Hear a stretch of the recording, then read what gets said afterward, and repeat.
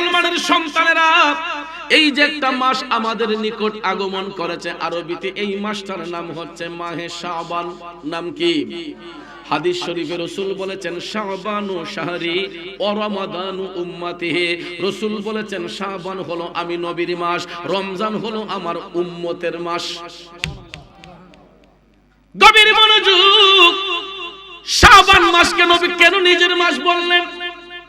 এই শাবান মাসের মধ্যে এমন একটা রাত আছে বাজান, যেই রাতটাকে বলা হয়েছে লাইলাতুম মুবারাকা, বরকতের রাত, ভাগ্যের রাত, যেটাকে হাদিস শরীফের ভাষায় বলা হয়েছে লাইলাতুল বারাআত।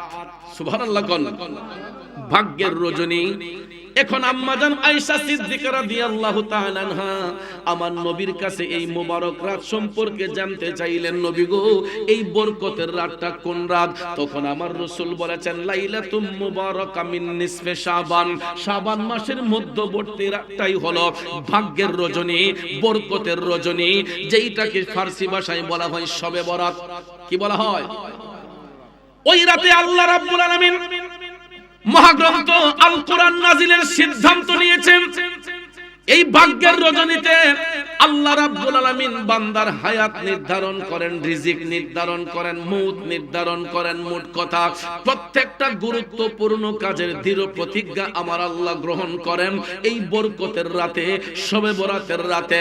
এই জন্য উম্মতের গুনার বোঝা হালকা করার জন্য রাসূল বলেছেন শাবানু শাহরি, শাবান হলো আমি নবীর মাস, ওয়া রমাদানু উম্মতিহি, রমজান হলো আমার উম্মতের মাস। কেননা রমজান মাস এমন একটা অতুলনীয় মর্যাদার মাস, যেই মাসের মধ্যে একটা নফল ইবাদত করলে ফরজের সওয়াব, ফরজ ইবাদত করলে 70 গুণ বাড়ায়া সওয়াব। মারহাবা কইতেন না? কিন্তু আমরা পৃথিবীর শ্রেষ্ঠ জাতি, শ্রেষ্ঠ নবীর শ্রেষ্ঠ উম্মত, আমরা যে নবীর উম্মত মুসলমান, আমরা পৃথিবীর শ্রেষ্ঠ জাতি, আমাদের কাছে তো এই কোনো চিন্তা ভাবনাই নাই। এই যে রমজান শরীফ আসতেছে, এই যে শাবান মাস আসলো, এই যে গত মেরাজের চাঁদ গেল, বলেন তো কয়জন মুসলমান নিজের আমলটাকে শুদ্ধ করতে পেরেছে? আমরা তো কবরের কথা চিন্তাই করি না, আছি শুধু হিংসা নিন্দা, কারে মাইরা কে বড় হইব, কারে ঠকাইয়া কে বড় হইব, কারে ওজনে কম দেওয়া যায়, কার কাছ থেকে কয় টাকা লাভ করা যায়। আমরা আছি শুধু একজন আরেকজনের মনের মধ্যে আঘাত দেই, আমরা আছি শুধু একজন আরেকজনকে কষ্ট দেই। ফজরের নামাজ পড়তে পড়তে কপালে কালো দাগ পড়ছে, এরপরে ফজরের নামাজ পড়া গায়ের বান্ধবীকে যখন টান দিছে, ওহন চাচায় দেখছে দুধ কানে একটু গন হইছে, গন দিক কই কেউ তো দেখছে না, টাস করে আদাসের পানি মিশাইলিছে। আসেনি এমন ফিলার? এরপরে হজি রুমালটা মাথা দিয়া বালতিলা লইয়া বাজারও যায়, রাস্তা দিয়া সুবহানাল্লাহ আলহামদুলিল্লাহ। আসেনি মিয়া? মানুষ তো দেখলে মনে করে আসমানের ফেরেশতারা যাইতেছে, তোলা দেখলাম কাম একটা কইরা লইছে। কথা বলে বাজারের মধ্যে মাঝে মধ্যে মিটার আইনা চেক করা হয়। আমাদের দেশে এই সিস্টেমটা কম। আমি ব্রাহ্মণবাড়িয়া জেলার মধ্যে অনেক জায়গায় অনেক বাজারে দেখেছি, সকাল বেলার বাজারে অনেক সময় মিটার নিয়ে অনেকরা হাজির হয়, যদি নাইপা দেখে দুধের মধ্যে পানি মিশানো, ওই দুধটা মাথায় ঢাইলা দেয়। আমি মুরাদ চৌধুরী চলে যেতে পারি, আপনি চলে যেতে পারেন। মৃত্যুর ফেরেশতা মালাকুল মউত আজরাইল যখন হাজির হইয়া যাইব, একটা সেকেন্ডের অনুমতি কাউকে দিবে না। কথা বলেন ঠিক কিনা? মৃত্যু যখন হয়ে যাবে, আত্মীয় স্বজন ভাই বেড়াদ্দ সবাই খাটিয়াতে শোয়াইয়া আমাকে আপনাকে যখন অন্ধকার কবরে রেখে দিবে, একটু আওয়াজ করে বলুন তো, দুনিয়ার কোন বন্ধু বান্ধব আমার আপনার কবরে যাবে? দুনিয়ার কোন স্বজন, দুনিয়ার কোন বন্ধু বান্ধব আমার আপনার কবরে যাবে না। ওই কবরে যিনি আমার আপনার আপন হবেন, তিনি হলেন শাহে মদিনা। ঠিক কিনা? তাইলে যেই নবী আমার আপনার দুনিয়ার সাথী, কবরের সাথী, হাসরের সাথী, মিজানের সাথী, ফুলসিরাতের সাথী, ওই নবীর মহব্বতে দুরূদ শরীফ পড়লে আল্লাহ রাব্বুল আলামিন বেজার না খুশি? নবীর উপর দুরূদ শরীফ পড়লে যেহেতু আল্লাহ তাআলা খুশি হয়ে যায়, ওই নবীর মহব্বতে দুরূদ শরীফের আওয়াজ আস্তে হবে নাকি জোরে হবে? আমি লক্ষ্য করে দেখলাম যখন দুরূদ শরীফ পড়া হচ্ছে মুষ্টিময় কয়েকজন মানুষ আমার সাথে আপনারা জবান খুলে দুরূদ পড়েছেন, বাকি সবগুলা মানুষের জবান গলা বন্ধ করে বসেছেন। কেন ভাই? সুন্দর মাকা কণ্ঠে আকাশ বাতাস মুখরিত করে একটু ভালোবাসা দিয়ে দুরূদ শরীফ পড়ে নেই। আল্লাহুম্মা সাল্লি সাইয়্যিদিনা মাওলানা মুহাম্মদ ওয়া আলা আলি সাইয়্যিদিনা মাওলানা। এবার আসুন জীবনের গুনাহ মাফ করার জন্য সবাই আপন আপন কলবের দিকে মুতাওয়াজ্জি হইয়া একটা জবানও বন্ধ না রেখে জবানটা ছেড়ে দিয়ে সবাই আল্লাহ রাব্বুল আলামিনের জিকিরে মশগুল হয়ে যায়। সবাই মোহাম্মতের আওয়াজে আমার সাথে পড়ুন, ইল্লাল্লাহু ইল্লাল্লাহ ইল্লাল্লাহু ইল্লাল্লাহ ইল্লাল্লাহু ইল্লাল্লাহ ইল্লাল্লাহু ইল্লাল্লাহ ইল্লাল্লাহু ইল্লাল্লাহ ইল্লাল্লাহু ইল্লাল্লাহ লা ইলাহা ইল্লাল্লাহ লা ইলাহা ইল্লাল্লাহ লা ইলাহা লা ইলাহা ইল্লাল্লাহ হাসবি রাব্বি জাল্লাল্লাহ মা ফি কলবি গায়রুল্লাহ হাসবি রাব্বি মা ফি কলবি গায়রুল্লাহ নূর মুহাম্মদ সাল্লাল্লাহ পড়িয়ে লা ইলাহা ইল্লাল্লাহ ইল্লাল্লাহু ইল্লাল্লাহ ইল্লাল্লাহু ইল্লাল্লাহ ইল্লাল্লাহু ইল্লাল্লাহ ইল্লাল্লাহু ইল্লাল্লাহ লা ইলাহা ইল্লাল্লাহু লা ইলাহা ইল্লাল্লাহ জুরে লা ইলাহা লা ইলাহা ইল্লাল্লাহ পড়িয়ে লা ইলাহা ইল্লাল্লাহ লা ইলাহা লা ইলাহা ইল্লাল্লাহ মুহাম্মাদুর রাসূলুল্লাহ সাল্লাল্লাহু আলাইহি ওয়াসাল্লাম। একটা জবান বন্ধ রাখবেন না, জবান খুলে উচ্চ স্বরে বলুন আল্লাহু আকবার। আর একটু মায়ার সুরে বলি ইয়া রাসূলুল্লাহ। বিসমিল্লাহির রহমানির রহিম।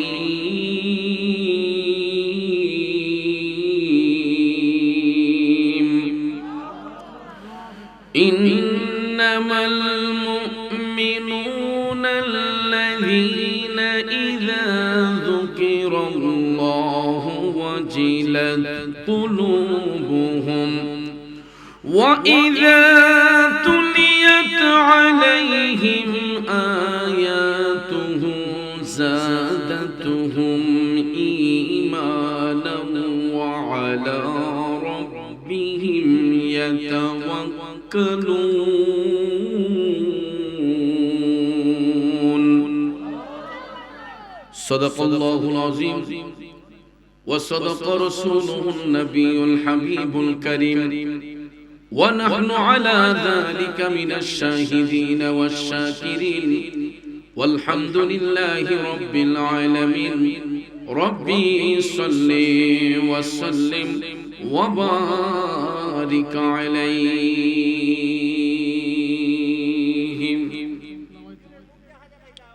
উপস্থিত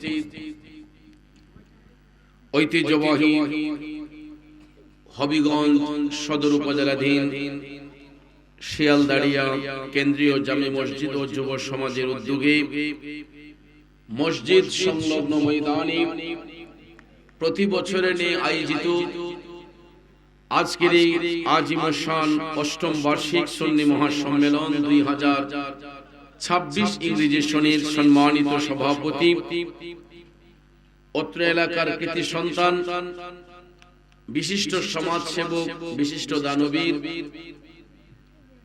হবিগঞ্জ শহরের স্বনামধন্য ব্যবসায়ী রোটারিয়ান মোহাম্মদ মুদারিস আলী টেনু সাহেব, সহসভাপতি মঞ্চ উপবিষ্ট অত্র এলাকার কৃতি সন্তান হাজী মঞ্জুব আলী সাহেব এতক্ষণ আলোচনা করেছেন। সুমধুর কণ্ঠের অধিকারী আজকের বিশেষ অতিথি আমার স্নেহের মুফতি খন্দকার তৌফিকুল ইসলাম সোয়াইবি সাহেব। আলোচনা করেছেন হযরত মাওলানা হাফেজ রুহুল কুদ্দুস আল আবিদি সাহেব, হযরত মাওলানা কুতুবউদ্দিন জালালি সাহেব। বিশেষ করে আজকের আমন্ত্রিত মেহমানের মধ্যে মঞ্চ উপবিষ্ট মোহনা টেলিভিশনের সম্মানিত সাংবাদিক, অত্র এলাকার কৃতি সন্তান, আমাদের সুপরিচিত জননেতা মোহাম্মদ সানু মিয়া সাহেব, মাহফিল পরিচালনায় হাফেজ হাবিবুর রহমান হাবিবি, হাফেজ কারি আলমগীর হোসেন জিদা মজদুহু, মঞ্চে আসেন উলামায়ে আহলে সুন্নাত, আমার সদ্য মুরব্বিয়ানে কেরাম, যুবক ভাইয়েরা, ছাত্র ভাইয়েরা, পর্দানিশীন মা বোনেরা, সকলের প্রতি আবারও আন্তরিক সালাম। আসসালামু আলাইকুম ওয়া রাহমাতুল্লাহি ওয়া বারাকাতুহু। রব্বুল ইজ্জতের আলিশান দরবারে লাখো কোটি শুকর গুজার করার পর প্রিয় নবী সরকার দু আলম নূরে মুজাসসাম মুহাম্মদুর রাসূলুল্লাহ সাল্লাল্লাহু তাআলা আলাইহি ওয়াসাল্লামের শানে নাতে মুস্তাফা, দুরুদে মুস্তাফা সাল্লাল্লাহু আলাইহি ওয়াসাল্লাম পরিবেশন করে আপনাদের খেদমতে মহাগ্রন্থ আল কোরআনুল কারীমের 8 নম্বর সূরা সূরাতুল আনফাল থেকে 2 নম্বর আয়াতে পাক তেলাওয়াত করেছি। রাত গভীর, সময় সংক্ষেপ, খুব অল্প সময় আয়াতে পাকের মূল অর্থ তাফসীরের ভাষায় কিছু আলোচনা এসেছে, এইগুলো উপস্থাপন করে মিলাদ শরীফ হবে, জিকিরের তালিম হবে, পরিশেষে মোনাজাতের মাধ্যমে আমরা আপন আপন বাড়িতে যাব। আল্লাহ পাক যেন শেষ মোনাজাত পর্যন্ত আমাদের সকলকে ধৈর্যের সহিত বসার সুযোগ দান করেন, আমরা বলি আমিন। আরেকটু জোরে বলি আমিন। বাবাজিরা আমার, এই পৃথিবীতে আল্লাহ রাব্বুল আলামিন যত জাতি সৃষ্টি করেছেন, সমগ্র জাতিকে আল্লাহ বস্ত্রবিহীন অবস্থায় সৃষ্টি করেছেন। আমরা এটা থেকে আলাদা নয়।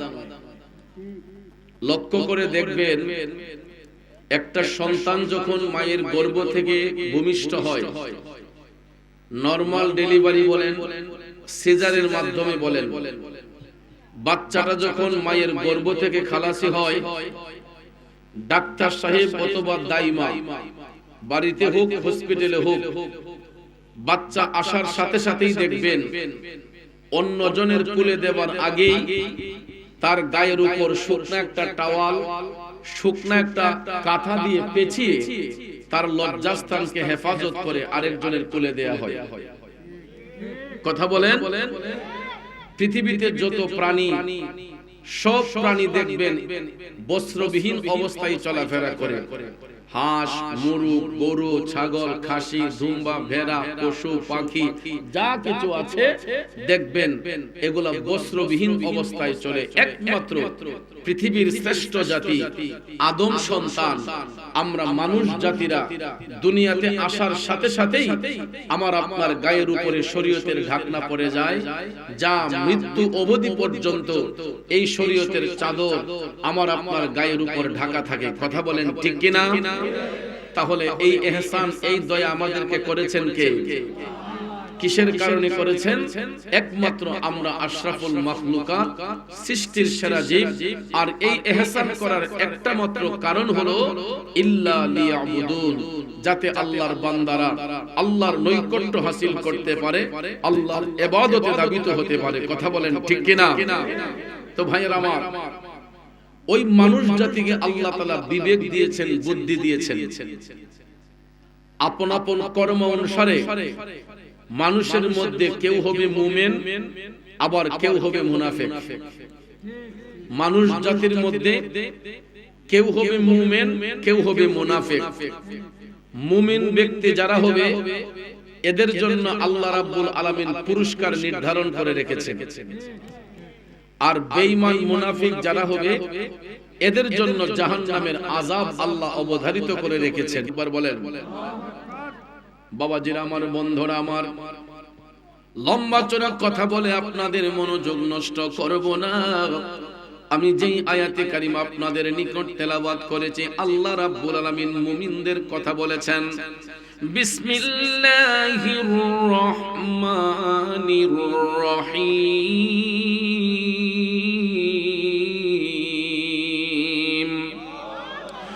ইন্নামাল মুমিনুনা আল্লাযীনা ইযা যুকিরাল্লাহু ওয়াজিলাত কুলুবুহুম। উচ্চস্বরে বলুন, ঘোষণাটা কার? আমার আল্লাহ বলেন, নিশ্চয়ই মুমিন ব্যক্তিরা এমনই হয়, যখন তাদের সামনে আল্লাহ পাকের নাম উচ্চারিত করা হয় তখন তাদের অন্তরটা ভীত সন্ত্রস্ত হয়ে যায়। ওয়া ইযা তুলিয়াত আলাইহিম আয়াতুহু যাদাতুহুম ঈমানাও ওয়া আলা রাব্বিহিম ইয়াতাওয়াক্কালুন। আল্লাহ তাআলা বলেন, যখন মুমিনদের সামনে কোরআনের আয়াত তেলাওয়াত করা হয় তখন তাদের ঈমানটা মজবুত হয়, তখন পৃথিবীর কোনো পরাশক্তি তাদেরকে পাকড়াও করতে পারে না। ওই মুমিন ব্যক্তিরা আমার মওলার দিকে রজ্জু হয়ে যায়, মওলার দিকে বিলীন হয়ে যায়। বাবাজিরা আমার, এটা হলো আয়াতে পাকের সরল তরজমা। এই আয়াতে পাকের তাফসীর করতে যাইয়া জগৎ বিখ্যাত তাফসীর রুহুল বয়ান প্রমাণ করেছে মুমিন ব্যক্তি কারা হয়, মুমিনদের পরিচয় কি? ওই সমস্ত ব্যক্তিরাই মুমিন হয় যারা এক আল্লাহকে বিশ্বাস করে, পরকালকে বিশ্বাস করে, সাথে সাথে আল্লাহর হাবিব রহমাতাল লিল আলামিন নবী মুহাম্মদুর রাসূলুল্লাহ সাল্লাল্লাহু আলাইহি ওয়াসাল্লামকে যারা পরিপূর্ণ রূপে বিশ্বাস করে, এরাই হবে মুমিন, এরাই হবে ঈমানদার। আর ওই ঈমানদার যারা হয় এদের অন্তরের মধ্যে আল্লাহর ভয় থাকে। ঈমানদার যারা হয় এরা কখনো মানুষকে কষ্ট দেয় না। ঈমানদার ব্যক্তিরা কখনো সমাজ বিরোধী কাজ করে না।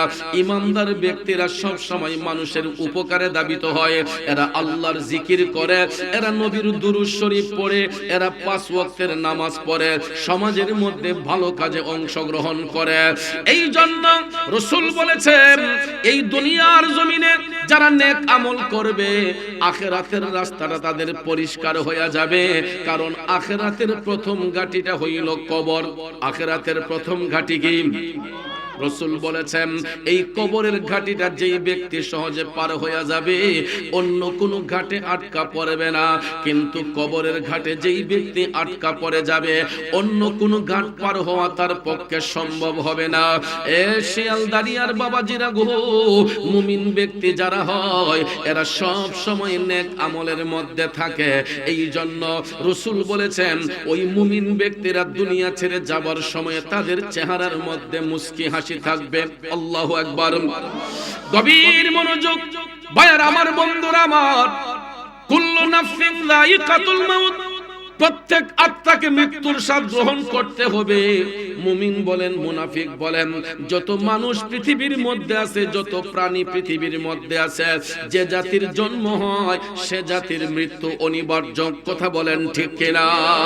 এখন মারা যাবার পরে আমার আপনার কবরের মধ্যে কি অবস্থা হবে এই সম্পর্কে তো আমার আপনার কোনো ধারণাই ছিল না। ওই ধারণাটা দিয়েছেন আল্লাহর হাবিব রহমাতাল লিল আলামিন নবী মুহাম্মদুর রাসূলুল্লাহ সাল্লাল্লাহু আলাইহি ওয়াসাল্লাম। এই জন্য আশিক কই, প্রেমিক কয়, নবী নবী কইরা আমার মরণ যেন হয় গো, নবী নবী কইরা আমার মরণ যেন হয়। ভাইরে ওই মরণে পাইব শান্তি, ওই মরণে পাইব শান্তি, থাকবে না রে ভয়। নবী নবী কইরা আমার মরণ যেন হয় গো, নবী নবী কইরা আমার মরণ যেন হয়। ঠিক কিনা বলেন বন্ধুরে? ও শিয়ালদারিয়ার বাবাজিরা গো, ও সম্মানিত মা বোনরা যারা শুনছেন, আমার রাসূল বলেছেন প্রত্যেকটা মানুষের মৃত্যু হওয়ার আগে মৃত্যুর যন্ত্রণা আল্লাহ পাঠাইবে, মৃত্যুর যন্ত্রণা হবে। তবে আমার রাসূল বলেছেন মৃত্যুর ফেরেশতা মালাকুল মউত আজরাইল সবার সামনে একই সুরতে আসবে না। মুমিনদের কাছে আজরাইল আসবেন একটা সুরত নিয়া, আর বেঈমান মুনাফিক জাহান্নামীদের কাছে আজরাইল ফেরেশতা আসবে ভয়ঙ্কর সুরত নিয়া। এ বন্ধুরা আমার বাবাজিরা, এই জন্য মুমিন ব্যক্তিরা সব সময় তারা আখিরাতের চিন্তা করতেন, তারা মরণকে ডরিতেন, তারা সব সময় মরণের কথা স্মরণ রাখতেন। কারণ আমার রাসূল বলেছেন যেই ব্যক্তি প্রতিদিন অন্তত 40 বার মরণের কথা স্মরণ রাখে, কয়বার? যেই ব্যক্তি প্রতিদিন 40 বার মরণের কথা স্মরণ রাখবে, আমার রাসূল বলেছেন ওই ব্যক্তিটা ঈমান হারা হয়ে মরবে না।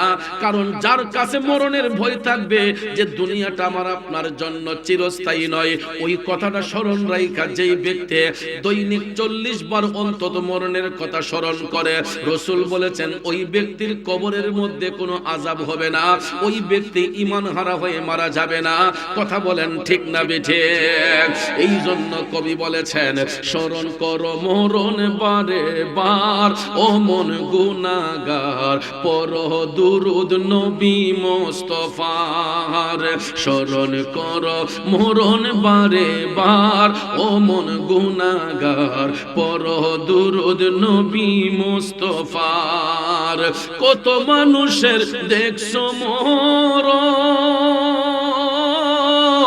অমন তবু কি আর হয় না রে শরণ।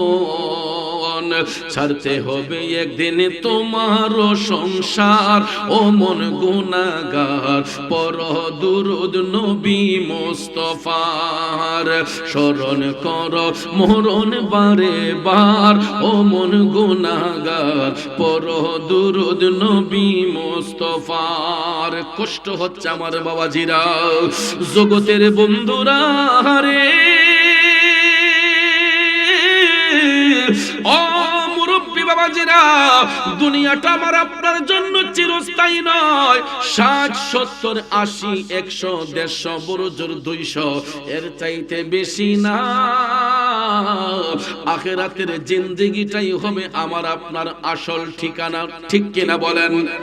এই জন্য কবি বলেছেন আজরাইল আসিয়া প্রাণ করিব হরণ। হাই গো আজরাইল আসিয়া প্রাণ করিব হরণ। ওরে নিজ গুণে সাহেব আল্লাহ করবা নিবারণ। আমার উপায় কি তখন আমার আল্লাহ নিরঞ্জন। না জানি কে হালে আমার হইব মরণ। বন্ধুরে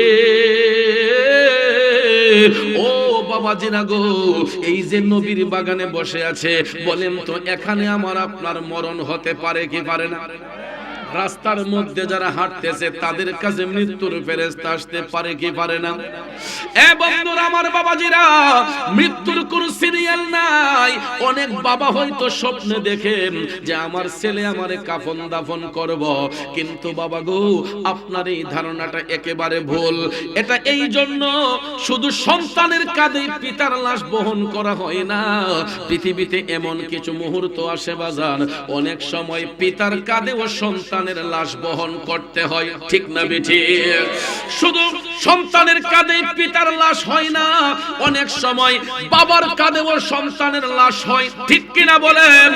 আমার যুবক বন্ধুরা, বাবাজিরা, আমার রাসূল বলেছেন মৃত্যু হওয়ার আগে মৃত্যুর যন্ত্রণা আসবে, তবে মুমিন ব্যক্তিদের কাছে আজরাইল আসবে সুন্দর একটা সূরত নিয়া, আর জাহান্নামীদের কাছে মৃত্যুর ফেরেশতা আসবে ভয়ঙ্কর একটা সূরত ধারণ করিয়া।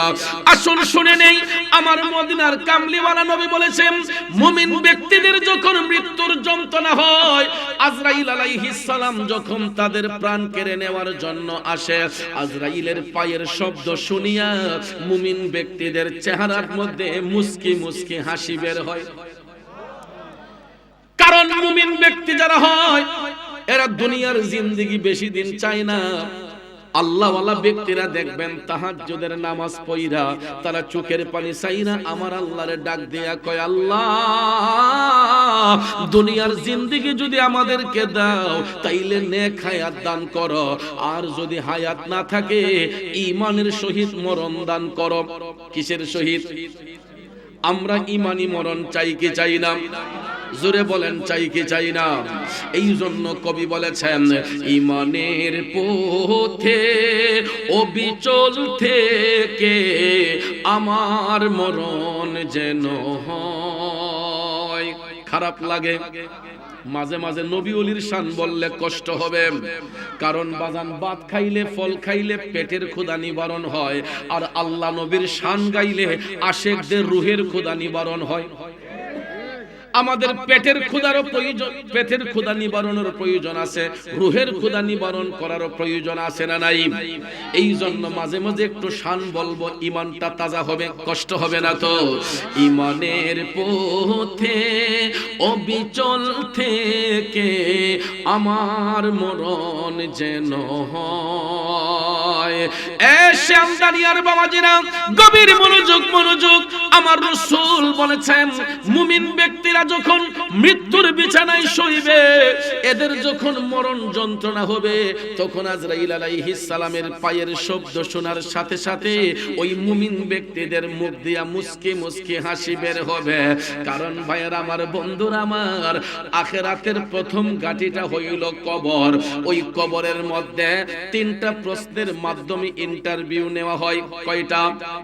এটা আমরা শুনতে শুনতে অভ্যস্ত, এই জন্য আর এই দিকে সময় নষ্ট করব না। আখিরাতের প্রথম ঘাটি কবরের মধ্যে তিনটা প্রশ্নের মাধ্যমে ইন্টারভিউ নেওয়া হবে, আর ওই ইন্টারভিউতে যারা পাশ করবে এরা প্রত্যেকটা ঘাট পার হইয়া যাইব, আর এই ইন্টারভিউতে যারা ফেল করবে এরা জাহান্নামের মধ্যে নিক্ষিপ্ত হয়ে যাবে। তাইলে বলুন, আমরা জান্নাত চাই না জাহান্নাম চাই? বন্ধুরা আমার, মুমিন ব্যক্তিরা তাদের চেহারার মধ্যে হাসি ফুটে, এরা এই জন্য মুস্কি মুস্কি হাসে, কারণ মুমিন ব্যক্তি যারা হয় এরা স্টুডেন্ট ভালো। স্টুডেন্ট ছাত্র যদি ভালো হয়, পরীক্ষার হলে তাদের কোনো টেনশন থাকে? ছাত্র গাধা হইলে তার ভিতরে একটা টেনশন থাকে, কেমনে পাস করব রে। কথা কোন ঠিক না ঠিক? দুনিয়ার মধ্যে গাধা ছাত্র যারা হয়, ওই গাধা ছাত্রগুলা দেখবেন নকল কইরা পাস করার চিন্তা করে, কিন্তু কবর দেশ এমন একটা দেশ, ওই দেশের মধ্যে নকল কইরা পাস করার কোনো সুযোগ আসেনি। এই জন্য মুমিন ব্যক্তিরা স্টুডেন্ট ভালো। এই কারণে ওই মুমিন মুত্তাকি যারা হয় এরা তাহাজ্জুদের নামাজ পড়ে। কিসের নামাজ? আমরা তো যারা এখানে আসছি মোটামুটি সবাই তাহাজ্জুদের নামাজ প্রতিদিন পড়ি। হ্যাঁ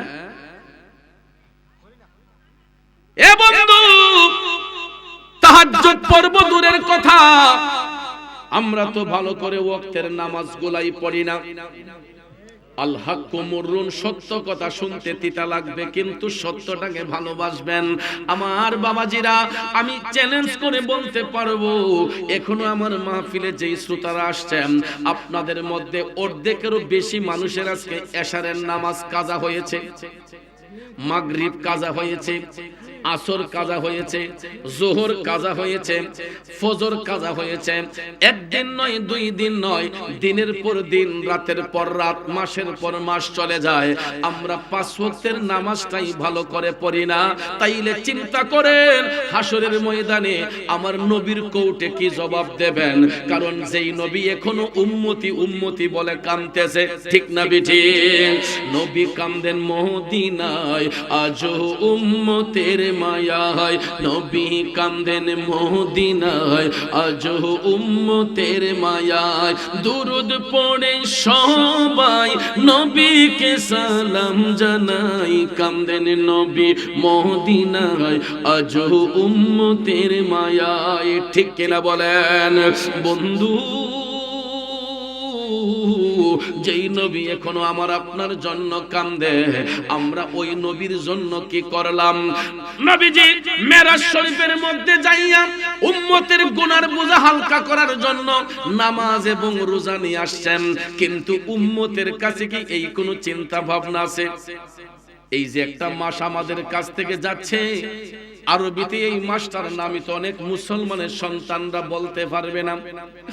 এ মুসলমানের সন্তানেরা, এই যে একটা মাস আমাদের নিকট আগমন করেছে, আরবিতে এই মাসটার নাম হচ্ছে মাহে শাবান। নাম কি?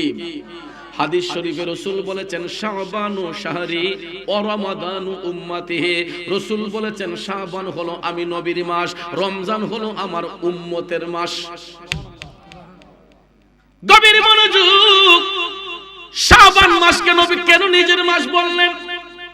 এই শাবান মাসের মধ্যে এমন একটা রাত আছে বাজান, যেই রাতটাকে বলা হয়েছে লাইলাতুম মুবারাকা, বরকতের রাত, ভাগ্যের রাত, যেটাকে হাদিস শরীফের ভাষায় বলা হয়েছে লাইলাতুল বারাআত। সুবহানাল্লাহ, ভাগ্যের রজনী। এখন আম্মাজান আয়েশা সিদ্দিকা রাদিয়াল্লাহু তাআলা আনহা আমার নবীর কাছে এই মোবারক রাত সম্পর্কে জানতে চাইলেন, নবী গো এই বরকতের রাতটা কোন রাত? তখন আমার রাসূল বলেছেন লাইলাতুম মুবারাকা মিন নিসফে শাবান, শাবান মাসের মধ্যবর্তী রাতটাই হলো ভাগ্যের রজনী, বরকতের রজনী, যেইটাকে ফার্সি ভাষায় বলা হয় শবে বরাত। কি বলা হয়? ওই রাতে আল্লাহ রাব্বুল আলামিন মহাগ্রন্থ আল কোরআন নাজিলের সিদ্ধান্ত নিয়েছেন।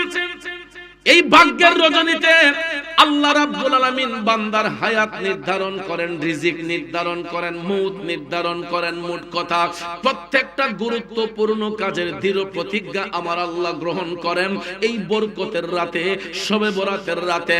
এই জন্য উম্মতের গুনার বোঝা হালকা করার জন্য রাসূল বলেছেন শাবান ও শাহরি, শাবান হলো আমি নবীর মাস, ওয়া রমাদানু উম্মতিহি, রমজান হলো আমার উম্মতের মাস। কেননা রমজান মাস এমন একটা অতুলনীয় মর্যাদার মাস, যেই মাসের মধ্যে একটা নফল ইবাদত করলে ফরজের সওয়াব, ফরজ ইবাদত করলে 70 গুণ বাড়ায়া সওয়াব। মারহাবা কইতেন না? কিন্তু আমরা পৃথিবীর শ্রেষ্ঠ জাতি, শ্রেষ্ঠ নবীর শ্রেষ্ঠ উম্মত, আমরা যে নবীর উম্মত মুসলমান, আমরা পৃথিবীর শ্রেষ্ঠ জাতি, আমাদের কাছে তো এই কোনো চিন্তা ভাবনাই নাই। এই যে রমজান শরীফ আসতেছে, এই যে শাবান মাস আসলো, এই যে গত মেরাজের চাঁদ গেল, বলেন তো কয়জন মুসলমান নিজের আমলটাকে শুদ্ধ করতে পেরেছে? আমরা তো কবরের কথা চিন্তাই করি না, আছি শুধু হিংসা নিন্দা, কারে মাইরা কে বড় হইব, কারে ঠকাইয়া কে বড় হইব, কারে ওজনে কম দেওয়া যায়, কার কাছ থেকে কয় টাকা লাভ করা যায়। আমরা আছি শুধু একজন আরেকজনের মনের মধ্যে আঘাত দেই, আমরা আছি শুধু একজন আরেকজনকে কষ্ট দেই। কিন্তু কবি বলেছেন মন ভাঙ্গে না মসজিদই ভাঙ্গে, ভাঙ্গে আমার আল্লাহর ঘর, ভাঙ্গে আমার আল্লাহর ঘর, মন মন্দিরে আল্লাহর বাড়ি, ব্যথা দিস না তার ভিতর। কথা বলেন ঠিক না বেঠিক? আমাদের দেশে এই রকম আঘাত দেওয়ার না পিলার আসেনি। আমি দেখছি বাজান অনেক জায়গার মধ্যে, বাজারের মধ্যে দুধ বিক্রি হয়। কি বিক্রি হয়? আমরা দেশ এটা নাই দেখছি, বাজারও দুধ বেচেনি। তো একজনে মানুষ ফজরের নামাজ পড়তে পড়তে কপালে কালো দাগও পড়ছে। এরপরে ফজরের নামাজ পড়া গায়ের বান্ধবকে যখন টান দিছে, ওহন চাচাই দেখছে দুধ কানে একটু গণ হইছে। গণ দিক কই কয় কেউ তো দেখছে না, টাস করে আদাসের পানি মিশাইলিছে। আসেনি এমন ফিলার? এরপরে হজির রুমালটা মাথা দিয়া বালতিলা লইয়া বাজারও যায় রাস্তা দিয়া সুবহানাল্লাহ আলহামদুলিল্লাহ। আসেনি মিয়া? মানুষ তো দেখলে মনে করে আসমানের ফেরেশতারা যাইতেছে। তোলা দেখলাম কাম একটা কইরা লইছে। কথা বলেন। বাজারের মধ্যে মাঝে মধ্যে মিটার আইনা চেক করা হয়। আমাদের দেশে এই সিস্টেমটা কম। আমি ব্রাহ্মণবাড়িয়া জেলার মধ্যে অনেক জায়গায় অনেক বাজারে দেখেছি, সকাল বেলার বাজারে অনেক সময় মিটার নিয়ে অনেকরা হাজির হয়। যদি নাইপা দেখে দুধের মধ্যে পানি মিশানো, ওই দুধটা মাথায় ঢাইলা দেয়। বাজান আমার বন্ধুরা আমার, কারণ উনি তো এই কাজটা করছে, তাকে মাথায় ঢাইলা দেওয়ার মতো কাজ তিনি করছে। কারণ দুধ হলো আল্লাহর নিয়ামত, এটার মাঝে পানি মিশাইয়া করছে কিয়ামত। মাত্র 40 টাকা 50 টাকা লাভের জন্য আরেকজনের দিলের মধ্যে আঘাত দেওয়া হইল। ওই ভদ্রলোক তো পকেটের টাকা দিয়ে দুধ কিনতে আসছে, ঠিক কিনা কম? উনি তো মাগনা কিনতে আসে নাই। বাজারের মধ্যে ক্রেতা যায় বিক্রেতার কাছ থেকে পণ্যগুলা ভালো দেইকা কেনার জন্য। কিন্তু আমি যদি দুধের মধ্যে পানি মিশাইয়া দেই, তাইলে এটা কি ভালো হইল না খারাপ হইল? তাইলে এই যে মানুষের দিলের মধ্যে আঘাত দিছে, ওই লোক যদি নামাজ পড়তে পড়তে কপালে কালো দাগ পড়ে যায়, আপনারা বলুন ওই নামাজ দ্বারা কি আল্লাহ তার উপর সন্তুষ্ট হবে? কারণ নামাজ কাজা হইলে, রোজা কাজা হইলে আমার আল্লাহর কাছে তওবা করলে আল্লাহ ক্ষমা দেয়। কিন্তু বান্দা যদি বান্দার মনে কষ্ট দেয়, ওই বান্দা যতক্ষণ ক্ষমা না দিব আমার আল্লাহও তারে ক্ষমা দিবে। এ শামদানিয়ার বাবাজিরা, মুমিন ব্যক্তি যারা হয় এরা কোন মানুষের সঙ্গে প্রতারণা করে না, এরা কোন মানুষকে ধোঁকা দেয় না। মুমিন ব্যক্তিরা দেখবেন খুব সাধারণ জীবন যাপন করে। এই জন্য রাসূল বলেছেন, এদের কাছে যখন মৃত্যুর ফেরেশতা আসবে, তখন আজরাইলের পায়ের শব্দ শুনিয়া ওই সমস্ত মুমিন ব্যক্তিদের মুখ দিয়া মুস্কি মুস্কি হাসি বের হবে। বন্ধু, আমার মদিনার কামলিওয়ালা নবী, মায়ের নবী, দয়ার নবী বলেছেন, ওই মুমিন ব্যক্তিদের জান কবজের সময় তাদের কাছে এতটুকু কষ্ট হবে, একটা পিঁপড়া কামড় দিলে যেই রকম ব্যথা হয়। কি কামড় দিলে?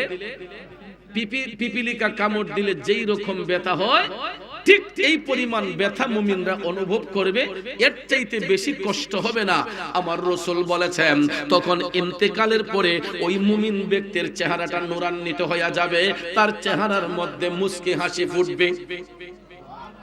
দেখবেন আমরা কিছু কিছু মানুষ মারা যাবার পরে, ভালো মানুষগুলা মারা যাবার পরে যখন লাশ দেখতে যাই, বেটারা কালা হইলো, দেখবেন মাঝে মধ্যে কিছু কিছু লাশ দেখলে চেহারাটা নূরান্বিত হইয়া যায়, উজ্জ্বল হইয়া যায়, চেহারার মধ্যে একটা মুস্কি হাসি ফুটে, ঠিক না?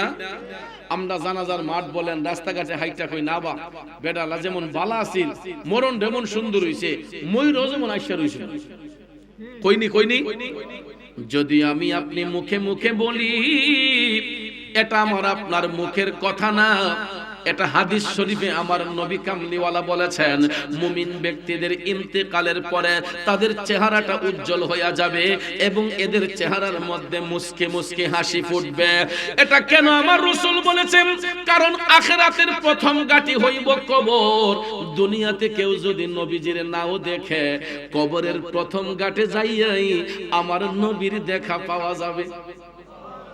তিনটা প্রশ্নের মধ্যে একটা প্রশ্ন হবে আমার নবীরে নিয়া। কারে নিয়া?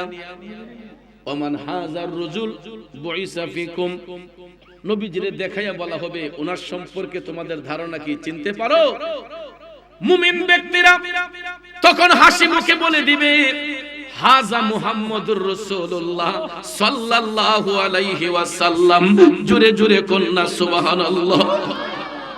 এই জন্য আশেক কয়, প্রেমিক কয়, নবী ছাড়া ওই কবরে নাই রে বান্ধব নাই, নবী ছাড়া ওই কবরে নাই রে বান্ধব নাই, হাসরেতে নবী ছাড়া নাই দরদি নাই, হাসরেতে নবী ছাড়া নাই দরদি নাই, নবী ছাড়া ওই কবরে নাই রে বান্ধব নাই, নবী নবী ছাড়া ওই কবরে নাই রে বান্ধব নাই।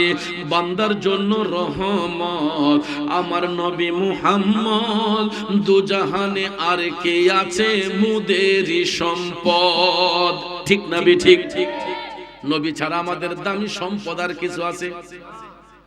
বিবি বলেন, বাচ্চা বলেন, ধন সম্পদ যা কিছু আছে, এই কোনো কিছুই কিন্তু আমার আপনার কবরে আপন না।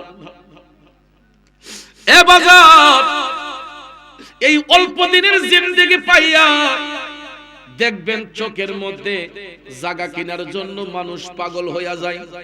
ছেলের ভবিষ্যৎ, মেয়ের ভবিষ্যৎ সুন্দরের জন্য হারাম রাস্তা অনুসরণ কইরা দেখবেন হারাম টাকা দিয়া বাড়ি বানায়, গাড়ি করে, সব কিছু সাজাইয়া যায়।